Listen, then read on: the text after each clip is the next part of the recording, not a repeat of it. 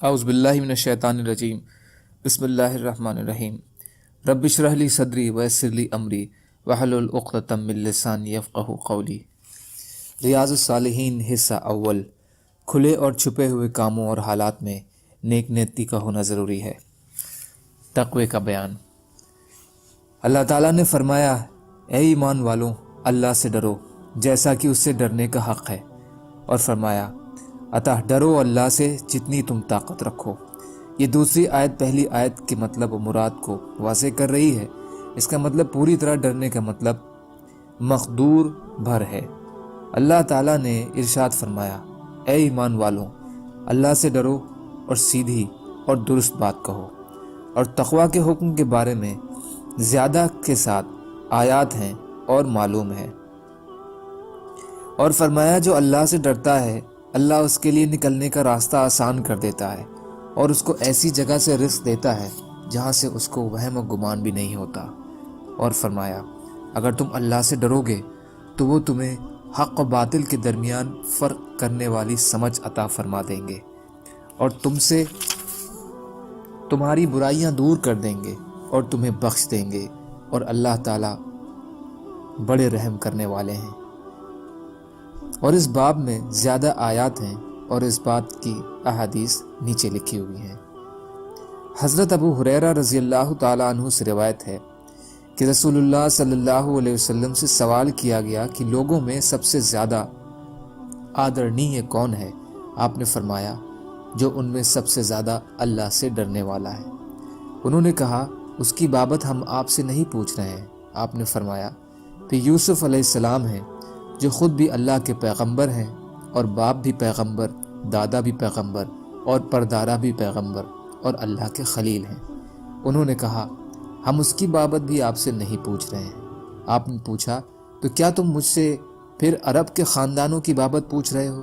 تو سنو، ان کے جو لوگ جاہلیت میں بہتر تھے وہ اسلام میں بھی بہتر ہیں۔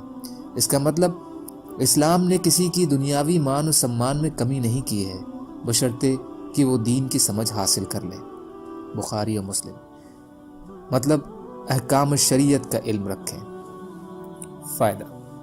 اس سے یہ معلوم ہوا کہ جو خاندان اسلام سے پہلے دنیاوی مان و سمان اور اپنی خاص خاصیتوں سے جیسے دانویرتا، بہادری، سچائی آدی میں ممتاز تھے، قبول اسلام کے بعد ان کے مان و سمان کو نظر انداز نہیں کیا گیا، بلکہ اسے دین کے علم اور عمل کے ساتھ باندھ دیا گیا، اور ان کی صلاحیتوں اور خودداری وغیرہ گنوں کو رخ بدل دیا گیا۔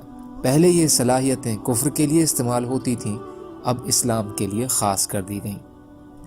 حضرت ابو سعید خدری رضی اللہ تعالیٰ عنہ سے روایت ہے کہ نبی اکرم صلی اللہ علیہ وسلم نے فرمایا، بے شک دنیا مدھر ایوم منورنجک ہے، اللہ تعالیٰ اس میں تمہیں جانشین بنانے والا ہے، تو وہ دیکھے گا کہ تم کیسے کام کرتے ہو۔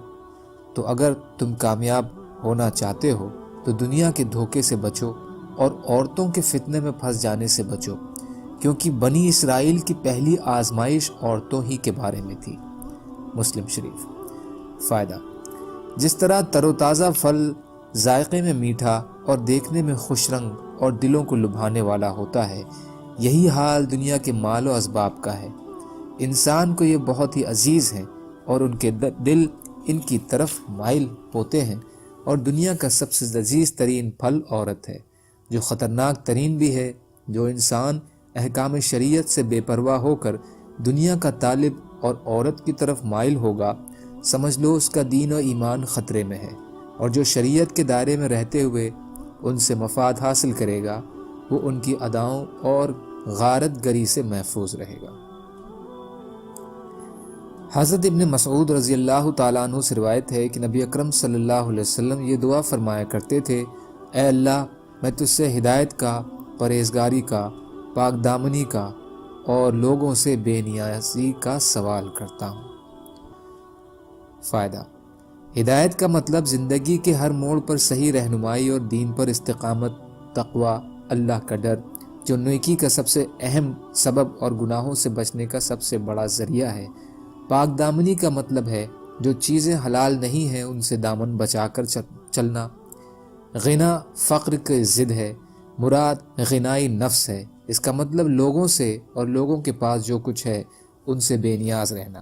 اس لحاظ سے یہ بڑی جامع اور نہایت ہی مفید دعا ہے۔ سبحان اللہ و بحمدہ، سبحانک اللہم بحمدک، اشہد ان لا الہ الا انت، استغفرک و اتوب الیک۔ سبحان ربک رب العزت عما یصفون، وسلام علی المرسلین، والحمد للہ رب العالمین، برحمتک یا ارحم الراحمین۔ لا الہ الا اللہ محمد رسول اللہ۔